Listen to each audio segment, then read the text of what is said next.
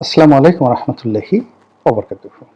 সম্মানিত দর্শক, নির্বাচনের যে খেলা একেবারে জমে ক্ষীর হয়ে গেছে। অসাধারণভাবে শুরু হয়েছে নানা রকম খেলাধুলা, পর্দার আড়ালে এবং পর্দার সামনে, দিনের আলোতে এবং রাতের আলোতে।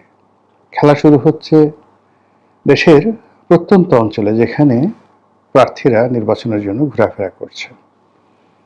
খেলা শুরু হয়েছে ক্ষমতার যে সকল কেন্দ্র রয়েছে, কি সেক্রেটারিয়েট, কি যমুনা, অথবা ধরুন অন্য যে স্পর্শকাতর রাষ্ট্রের জায়গাগুলো রয়েছে, সেখানে নানা রকম সমীকরণ হচ্ছে।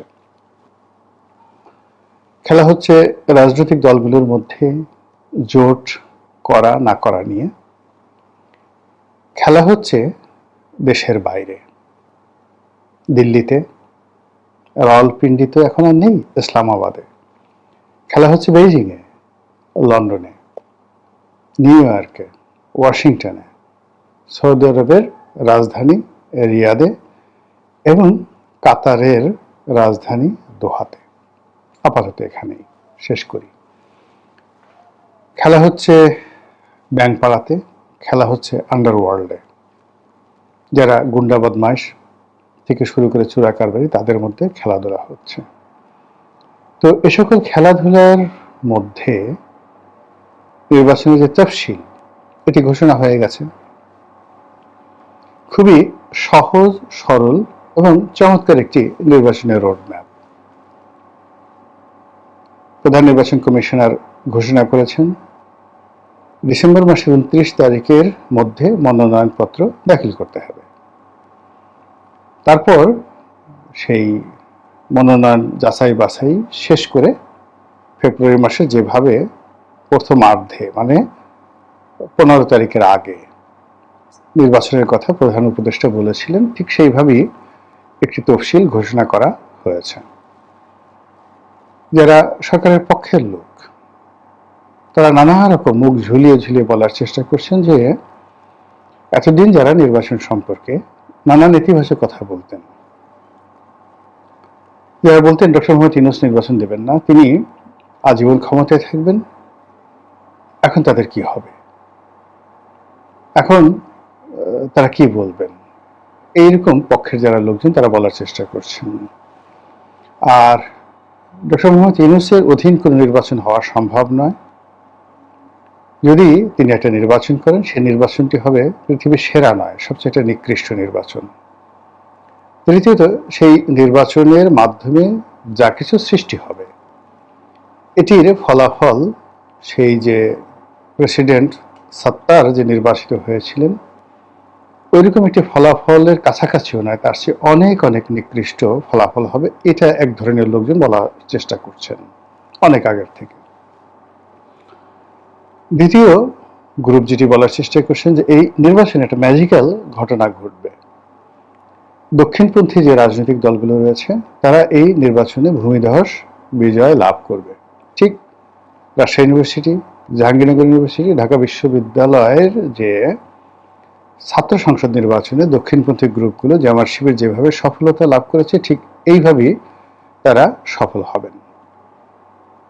আবার আরেক পক্ষ বলার চেষ্টা করছেন যে সরকারের যে দুর্বলতা রয়েছে এই মুহূর্তে, সেই দুর্বলতার প্রেক্ষিতে আইন শৃঙ্খলা রক্ষা করা, মানুষের মনে বিশ্বাস প্রশ্বাস ইত্যাদি সৃষ্টি করা এবং মানুষকে ভোটের মাঠে ভয়হীন করার জন্য রাষ্ট্রের যে শক্তিমত্তা দরকার, সেটি নেই। ফলে একেবারে দলীয় পান্ডা যারা, প্রার্থীদের পক্ষে যারা জীবন বাজি রেখে কাজ করতে আগ্রহী, অথবা যারা ভাড়ায় খাটবেন টাকা পয়সার বিনিময়, এই দুটো গ্রুপ নির্বাচনের মাঠে মিছিলে মিটিংয়ে সক্রিয় থাকবে। কিন্তু যেহেতু জননিরাপত্তা এখানে কাঙ্ক্ষিত পর্যায়ে পৌঁছেনি, কাজে জনগণ এখানে স্বতঃস্ফূর্তভাবে নির্বাচনের মাঠে উপস্থিত হবে, ভোট প্রদান করবে। এটা বলতে গেলে অসম্ভব। 5% to 6% লোক ভোট কেন্দ্রে আসতে পারে, এইভাবে অনেকে ক্যালকুলেশন করার চেষ্টা করছেন। যারা এই ক্যালকুলেশনের বাইরে, তাদের বক্তব্য হলো যে এখানে মানে সকল মানুষ আওয়ামী লীগের প্রতি রাগ হয়ে আছে, সকল মানুষ ভোট দেওয়ার জন্য উন্মুখ হয়ে আছে। তারপর বিশেষ করে যে এই মুহূর্তে প্রায় 50% তরুণ সম্প্রদায় আছে যাদের বয়স 50-এর নিচে, এবং যাদের একটা বিরাট অংশ, অলমোস্ট 40% যারা জীবনে ভোটই দেয়নি, তারা এই বছর হুমড়ি খেয়ে পড়বে ভোটের ময়দানে ভোট দেওয়ার জন্য। ফলে 70%, 80% ছাড়িয়ে যদি ভোটাররা, 90% ভোটাররা ভোট কেন্দ্রে গিয়ে ভোট দেন, এটা অস্বাভাবিক কিছু না। এরকম চিন্তা ভাবনা করার লোকেরও কিন্তু অভাব নেই, এবং বিশেষ করে সরকারের যারা কর্তা ব্যক্তি তারা। এই বছর যারা জামাতের পক্ষে কাজ করছেন তারা মনে করছেন যে তাদের যে মহিলা সংগঠন রয়েছে সেই সংগঠন দিয়ে তারা একটা ভূমিধস বিজয় নিশ্চিত করবেন এবং বাংলাদেশে একটা নতুন ইতিহাস তারা তৈরি করবেন। এই গেল মানে ভোটের মাঠের একটা স্বাভাবিক হিসাবপত্র। আমি সব পক্ষের কথা বললাম, আপনি কোন পক্ষের কথা গ্রহণ করবেন সেটা আপনার ব্যক্তিগত বিষয়। এখন আমি আশ্চর্য যে ঘটনাগুলো ঘটছে গত কয়েকদিনে, যেমন ধরুন একটা নিয়ম হয়েছে যে যেদিন তফসিল ঘোষণা করা হবে সেদিন থেকে আর কেউ ভোটার হতে পারবে না। তো বোঝার চেষ্টা করুন, তো সেই অর্থে জনাব তারেক রহমান সাহেব এই তফসিল ঘোষণা করা হয়েছে, তিনি ভোটার হতে পারবেন না। তো তিনি যদি ভোটার হতে না পারেন, প্রধানমন্ত্রী হতে না পারেন, নির্বাচিত হতে না পারেন, তাহলে বিএনপির যে জনজোয়ার, এই জনজোয়ারটা কিভাবে পরিচালিত হবে? সরকার সেটা বুঝছে। বোঝার পরে এইরকম একটা এক্সিস্টিং আইন থাকার পরেও তারা বলছে যে তারেক রহমান সাহেব বিশেষ ব্যবস্থাধীনে তিনি ভোটার হতে পারবেন, লন্ডনে থেকে নির্বাচন করতে পারবেন। মানে বিএনপিকে একটা ফাঁদে ফেলানোর চেষ্টা। বোঝার চেষ্টা করুন, এখন যদি এই কাজটি তারেক রহমান সাহেব করেন, আগামীতে যদি তার প্রার্থিতা নিয়ে, তারপর তার নির্বাচনে জয়লাভ নিয়ে, তার ভোটার হওয়া নিয়ে যে কেউ রিট করে, সঙ্গে সঙ্গে সেই রিটটি গৃহীত হবে এবং পুরো প্রক্রিয়াটি প্রশ্নবিদ্ধ হয়ে যাবে।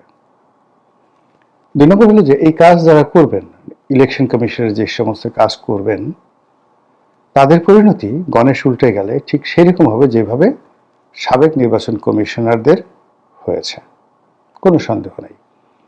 তো এক্ষেত্রে বিএনপি কি করতে পারে? বিএনপি সেটা হলো ওই যে আইনটি, সেই আইনটি তারা মানে রদ করার জন্য সরকারকে চাপ প্রয়োগ করতে পারে যে ভোটের একদিন আগেও বা 24 ঘন্টা আগেও যে কেউ ভোটার হতে পারবেন। আর নির্বাচনের তফসিল ঘোষণার পরে মানে যেদিন মনোনয়নপত্র জমা দেওয়ার শেষ দিন, তার আগের দিন পর্যন্ত যে কোনো প্রার্থী ভোটার হয়ে অংশগ্রহণ করতে পারবেন। এরকম বিধিবদ্ধ আইন না করে আগের যে আইন সেটার উপর একটা ধামাচাপা দিয়ে বিএনপিকে একটা ফাঁদের মধ্যে ফেলে দিলে বিএনপি নির্ঘাত নির্বংশ হয়ে যাবে। তো বোঝার চেষ্টা করুন যে কি ফাঁদটা বিএনপির জন্য পাতা হয়েছে। এই গেল এক।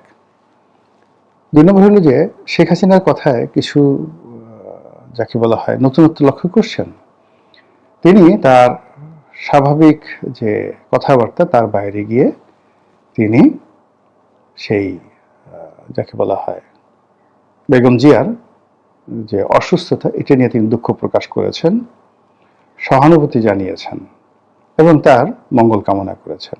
রাখেন এখন এটা এখানে। দ্বিতীয়ত জনাব তারেক রহমান সাহেব সম্পর্কে মার্কিন যুক্তরাষ্ট্রের যে গোপন দলিল সমূহ, অর্থাৎ 2001 থেকে 2006 পর্যন্ত হাওয়া ভবন সংক্রান্ত যে সকল মানে গোপন দলিল ছিল, সেগুলো এই সময়টিতে হঠাৎ করে উন্মুক্ত করে দেওয়া হয়েছে, ওপেন। এটা আমি একটা নেটে একটা জিনিস পেলাম, এটা আমেরিকান সরকারের পক্ষ থেকে এটা করে দেওয়া হয়েছে। এবং কেন এই সময়টাতে আমেরিকা সেই জিনিসটি করে দিল, এটা হলো 2 নম্বর। 3 নম্বর হলো যে জনাব তারেক রহমান সাহেব ব্যক্তিগতভাবে অনেকদিন তিনি মানে যাকে বলা হয় জামাতের ব্যাপারে উদাসীন ছিলেন, অনেকদিন প্রেমমুগ্ধ ছিলেন এবং অনেকদিন রেজিস্ট ছিলেন। জামাতের ব্যাপারে নেতিবাচক কোনো কথা বলে তার দরবার থেকে কেউ ফিরতে পারত না। অনলাইনে ছাড়েন তিনি ইউটার্ন করেছেন এবং তিনি এবং তার দলের যে সকল নেতাকর্মী জামাতের বিরুদ্ধে বলছেন এটা বিএনপি রাজনীতির সঙ্গে 180 ডিগ্রি অ্যাঙ্গেলে সাংঘর্ষিক।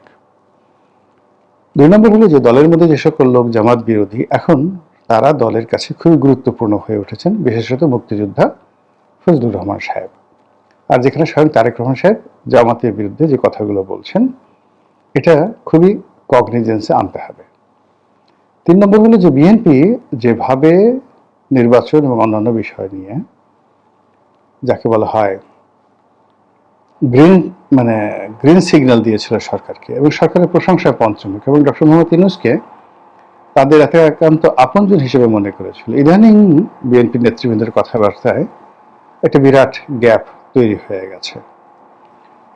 অন্যদিকে এনসিপি কিংস পার্টি, তো তারা যে সকল কথাবার্তা বলছে, তারা ইলেকশন কমিশন সম্পর্কে বা তাদের নিরপেক্ষতা নিয়ে প্রশ্ন করছেন এবং কোনো অবস্থাতেই তারা একটা জোট করার ব্যাপারে হালে পানি পাচ্ছেন না। এনসিপি এবং আরও দুটো সংগঠন, এবি পার্টি আর একটা হলো রাষ্ট্র সংস্কার আন্দোলন, এই 3টি সংগঠন একত্র হয়েছে, কিন্তু এটার কোনো রাজনৈতিক ইম্প্যাক্ট নেই। অন্যদিকে বিএনপি যে সকল ঘনিষ্ঠ বান্ধব, সেই বিপ্লবী ওয়ার্কার্স পার্টি বলেন, গণ অধিকার পরিষদ বলেন, আমজনতা পার্টি বলেন, আমজনতা পার্টির প্রধান যিনি জনাব তারেক রহমান, তার নামও তারেক রহমান, তো তার সেই দল বলেন, আমদালিব রহমান পার্থর দল, এনডিএম ববি হাজ্জাজের দল, জুনায়েদ শাকির দল, তারপরে আসম আব্দুর রব সাহেবের দল, তারপর এরকম যাদের সাথে মামুনুল হকের দল, যাদের সঙ্গে তাদের যাকে বলা হয় দীর্ঘকালীন রাজনৈতিক সমঝোতা, এখানে সবাই আশা করেছিল যে অন্তত 100টি আসনে তাদেরকে ছাড় দেওয়া হবে। এখন সেই 100টি আসন কমতে কমতে 10টি আসনও রাখা যাচ্ছে না। আবার অন্যদিকে যে সকল আসনে প্রার্থী দেওয়া হবে, ধরুন যাকে বলা হয় আমার যে আসনটি ছিল, এই আসনটিতে আমি যে সমস্যাটা দেখতে পাচ্ছি সেই সমস্যাটা হলো এখানে গণ অধিকার পরিষদে নুরুকে দেওয়ার জন্য দল অনেক আগের থেকে, একেবারে সেই আমার কাছে মনে হচ্ছে আরো 3 বছর আগের থেকে দল সিদ্ধান্ত নিয়েছেন। আমার সাথে জনাব তারেক রহমান সাহেবের কথা হয়েছে সেই 2019-20 সনে, তো তখনই তিনি নুরুর ব্যাপারে খোঁজ খবর রাখছিলেন। আর আমি তখনই তাকে বলে দিয়েছিলাম যে আমি আর ইলেকশন করব না।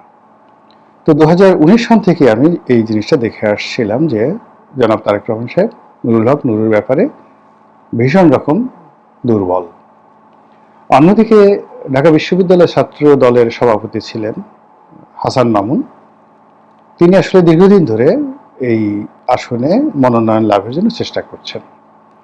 তো ইতিপূর্বে যেমন 2008 সনে যে নির্বাচন হলো তখনই তিনি প্রার্থী হওয়ার চেষ্টা করছিলেন, তখন শাহজাহান খান সাহেবকে দেওয়া হয়েছিল। আর 2014-তে বিএনপি অংশগ্রহণ করলো না, 2018 সনে আমাকে দেওয়া হলো, আর 24 সনেও বিএনপি অংশগ্রহণ করেনি। ফলে হাসান মাহমুদ যিনি আছেন তার জীবনে এটাই শেষ সুযোগ। এর 5 বছর পরে তিনি আর আসলে এই রাজনীতি থেকে কিছুই পাবেন না। ফলে তার সারাটা জীবন তিনি এই সংগঠনের পিছনে যে সময় দিয়েছেন এবং কলাচিবের 10 মিনিট আমার যে নির্বাচনী এলাকায় এই দুটো আসনের সকল কমিটি, ওয়ার্ড ইউনিয়ন পর্যায়ে কমিটি এমনভাবে তিনি করেছেন যে ওখানে হাসান মামুনের বাইরে গিয়ে জনাব তারেক রহমান সাহেব যদি ওখানে গিয়ে দাঁড়ান হাসান মাহমুদকে ছাড়া, তাহলে ওই কমিটির যারা লোকজন আছে তারা সবাই হাসান মামুনকে বাদ দিয়ে তারেক রহমান সাহেবের সঙ্গে আসবে আমার কাছে মনে হচ্ছে না। এই নেতাকর্মীগুলো যারা আছে তারা হাসান মামুনের সঙ্গে একেবারে কাঁধে কাঁধ মিলিয়ে ফেলেছে। ফলে তাকে যদি রাজনীতিতে টিকে থাকতে হয় তাহলে তাকে স্বতন্ত্র নির্বাচন করতে হবে, অথবা বিএনপির যে প্রার্থী যদি অন্য কাউকে দেয় তাহলে হাসান মামুনের রাজনীতি সেই দিন থেকে শেষ। সে যদি বিরোধিতা করে পার্টি থেকে তাকে বহিষ্কার করা হবে, কমিটি বাদ দিয়ে দেওয়া হবে।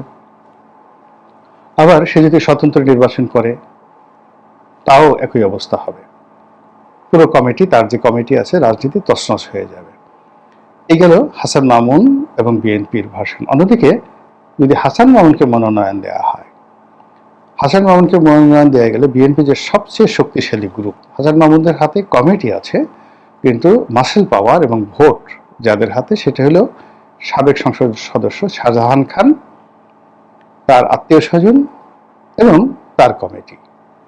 ফলে সেখানে হাসান মামুন পাশ করে আসাটা খুবই কঠিন। ওখানে জামাতের প্রার্থী পাশ করার সম্ভাবনা অনেক অনেক বেশি। নুরুল হক নুরু যদি তার নিজের দল থেকে দাঁড়ায়, যেহেতু আসলে গলাচিপা 10 আমার যে নির্বাচন অত্যন্ত ম্যাচিউরড একটা এলাকা, এখানে যারা ইতিপূর্বে সংসদ সদস্য হয়েছেন এবং জনপ্রিয় হয়েছেন, সাস্টেন করেছেন, তাদের সবার এডুকেশন, অভিজ্ঞতা এবং ওই এলাকার জনগণের প্রতি তাদের যে কন্ট্রিবিউশন, নিজের পকেটের অর্থ খরচ করে জনগণের সেবা করার যে একটা ঐতিহ্য রয়েছে ভীষণ রকম। আমি যেমন ধরুন ওখানে একসময় শিক্ষামন্ত্রী ছিলেন বাতেন তালুকদার সাহেব, তারপরে এর আগে ছিলেন বারেক মিয়া সাহেব, তারপর ক্ষমা জাহাঙ্গীর সাহেব, তারপর আমি ছিলাম। আমরা সবাই নির্বাচিত হওয়ার আগে 10 বছর 12 বছর নির্বাচনী এলাকায় আমাদের সর্বস্ব, মানে সময়, টাকা, মানে যত কিছু খরচ করেছি, ফলে মানুষের হৃদয় ওইভাবে আন্দোলিত হয়েছে। কিন্তু দেখা গেল যে আপনি খুব, মামুন যেটা করছে সেটা শুধুমাত্র রাজনৈতিক দল, কিন্তু মামুনের যেহেতু ব্যবসা নাই, বাণিজ্য নাই, তার স্ত্রী চাকরি করে, সীমিত অর্থ দিয়ে, মানে আমি যে কাজটা করেছি, ক্ষমা জাহাঙ্গীর যে কাজটা করেছেন, বাতেন তালুকদার যে কাজটি করেছেন, এটা সম্ভব নয়, তাদের পক্ষে সম্ভব নয়। আর নুরু তো মানে আরো মানে তরুণ। ফলে কি হচ্ছে, কিংবা এই যে এখন শাহ আলম সাহেব যিনি আছেন, তিনি একজন শিক্ষক মানুষ, জামাতের আমির, মানে পাবলিকে 1 কেজি মুড়ি খাইয়েছেন এরকম কোনো নজির নাই। ফলে হয় কি, 3 জন প্রার্থী, সম্ভাব্য 3 জন প্রার্থী, তাদের মধ্যে প্রতিযোগিতা হবে, কিন্তু জনগণের সহানুভূতি, আগ্রহ এবং তারা এমপি হলে এলাকার উন্নয়ন হবে এইরকম বিশ্বাস জনগণের মধ্যে হবে না। ফলে জনগণের ভোটের জামে সেটার পরিবর্তে মারামারি, কাটাকাটি, হানাহানি হবে, এবং যেই এমপি হোক না কেন আলটিমেটলি এলাকার শান্তি হবে না। আমি জাস্ট আমার এলাকাটা সম্পর্কে বললাম, পটুয়াখালী 4টে আসন সম্পর্কে আমি ঠিক এইভাবে নিরপেক্ষভাবে বলতে পারি। তো কি হচ্ছে যে বিএনপির যারা জোট সঙ্গী, তারা যেহেতু নিজেদের প্রতীকে লড়াই করছে, ওখানে অনেক জায়গা থেকে গিয়ে বিএনপির নেতাকর্মীর দ্বারা তারা ধাওয়া খেয়ে আসছে। কোনো জোট সঙ্গীরই এত শক্তি নাই যে বিএনপির প্রার্থীকে চ্যালেঞ্জ জানিয়ে বাপের বেটার মতো এলাকাতে দাঁড়িয়ে থাকবে। এই শক্তিটা কারোর নেই, কোথাও নেই। ফলে কি হয়েছে, সমস্ত জোটের যারা কর্মী, নেতা, তারা ভীষণ রকম হতাশ। দেখলাম তানিয়া রব, মানে আসম আব্দুর রব সাহেবের স্ত্রী যিনি ইলেকশন করবেন, তিনি সেখানে ধাওয়া খেয়ে আসছেন। ঢাকাতে আন্দালিব রহমান পার্থ, তার অবস্থাও ভালো না, ববি হাজ্জাজের অবস্থাও ভালো না, জুনায়েদ সাকি ধাওয়া খেয়ে আসছেন। এইরকম ঘটনা কিন্তু অহরহ ঘটছে। তো এই ঘটনা সময়ের মধ্যে ঢাকা বিশ্ববিদ্যালয়ের এক শিক্ষক সিরিয়াসভাবে লাঞ্ছিত হলেন। আইন শৃঙ্খলা আজকের দিন পর্যন্ত প্রতিদিনই অবনতি হচ্ছে। বিশ্ববিদ্যালয়গুলো এবং বিভিন্ন প্রতিষ্ঠান থেকে নানা রকম যে সকল কথাবার্তা শোনা যাচ্ছে, তাতে মনে হচ্ছে যে নির্বাচন সংক্রান্ত যে খেলাধুলা, এখন আরো অনেক কিছু বাকি আছে। মহান আল্লাহ আমাদের সবাইকে হেদায়েত দান করুন এবং হেফাজত করুন। আসসালামু আলাইকুম ওয়া রাহমাতুল্লাহি ওয়া বারাকাতুহু।